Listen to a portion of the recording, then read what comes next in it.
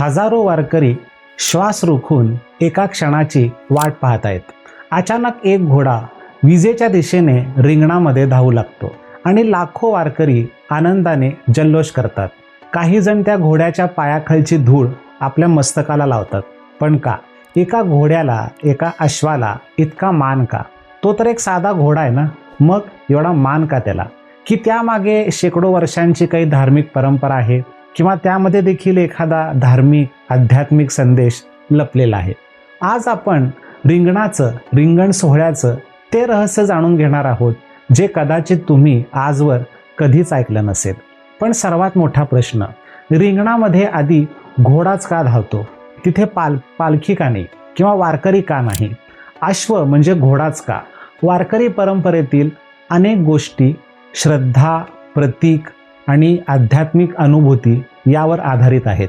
जिथे शास्त्र आपल्याला स्पष्ट सांगतं तिथे आपण शास्त्राचा आधार घेतो आणि जिथे लोकपरंपरा आहे तिथे तिला आपण श्रद्धेच्या आणि परंपरेच्या रूपात समजून घेण्याचा प्रयत्न करतो. जर तुम्ही कधी वारीमध्ये गेलात तर एक गोष्ट नक्की पाहिली असेल, रिंगण सोहळा सुरू होण्याच्या आधी सगळीकडे प्रचंड उत्सुकता असते.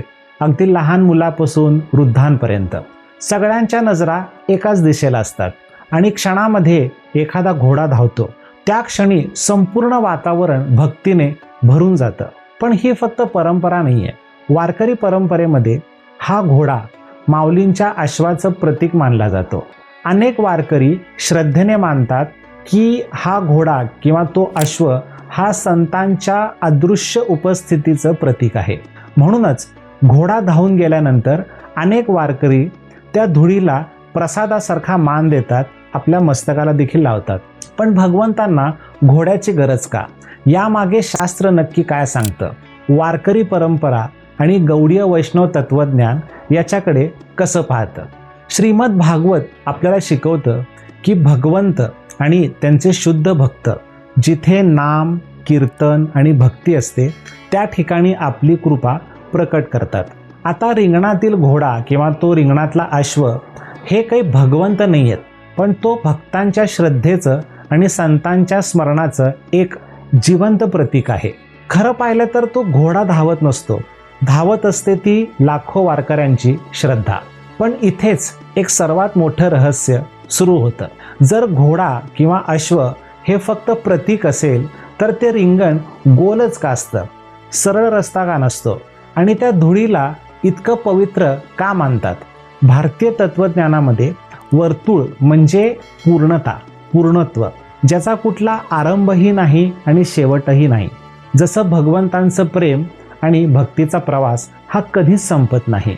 आणि रिंगण आपल्याला आठवण करून देतं की भक्ती ही काही स्पर्धा नाही आहे, तर भक्ती हा अखंड प्रवास आहे जो आपल्याला भगवंतांच्या सतत जवळ घेऊन जातो.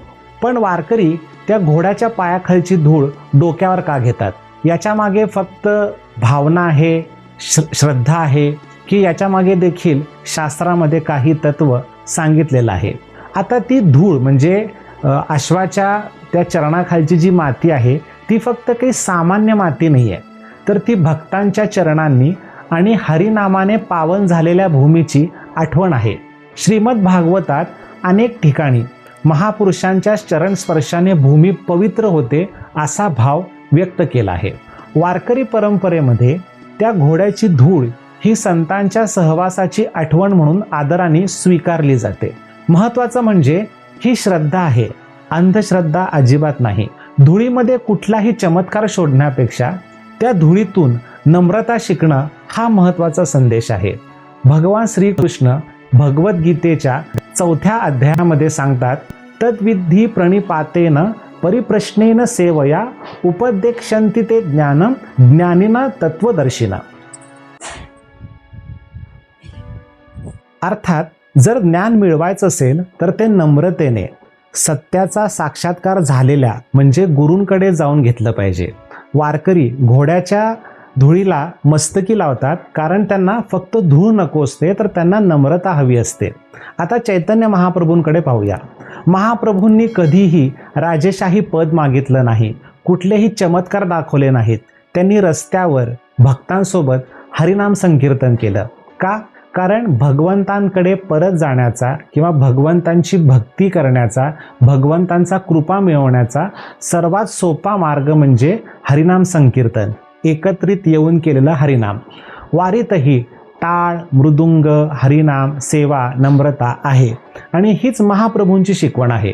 रिंगणाचं सर्वात मोठं रहस्य घोडा नाही आहे, तर हरिनामाने एकत्र आलेली भक्तांची हृदय आहेत. आता एक गोष्ट लक्षात घ्या, घोडा रिंगण पूर्ण करतो पण थांबतो, पण वारी पुढे चालू राहते. याचा अर्थ की ही जी सगळी प्रतीकं आहेत ती आपल्याला प्रेरणा देतात, पण चालायचं आपल्यालाच असतं.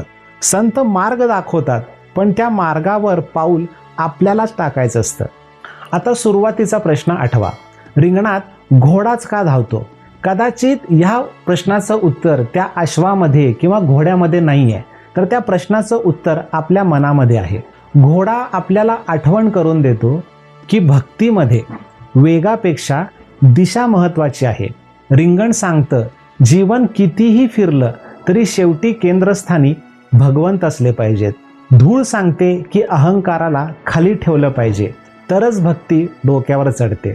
आणि संत शिकवतात, रिंगणामध्ये धावण्यापेक्षा हरिनामामध्ये टिकून राहणं, हरिनामामध्ये रुची निर्माण होणं अधिक महत्त्वाचं आहे. त्यामुळे पुढच्या वेळी रिंगणामध्ये घोडा धावताना पाहाल तर तेव्हा फक्त त्या घोड्याकडे पाहू नका. स्वतःला एकदा नक्की विचारा की माझं मन नक्की कुणाच्या मागे धावत आहे, अहंकाराच्या मागे का विठ्ठलाच्या नावाच्या मागे? आणि ज्या दिवशी तुमचं उत्तर हरिनाम, भगवंतांचं नाम किंवा विठ्ठलाचा गजर असेल, त्या दिवशी तुमच्या जीवनातलं खरं रिंगण पूर्ण होईल. हा व्हिडिओ जर तुम्हाला आवडला असेल तर या व्हिडिओला लाईक करा, शेअर करा आणि लोक आधार या आपल्या चॅनलला सबस्क्राईब करा. धन्यवाद. रामकृष्ण हरी, हरे कृष्णा.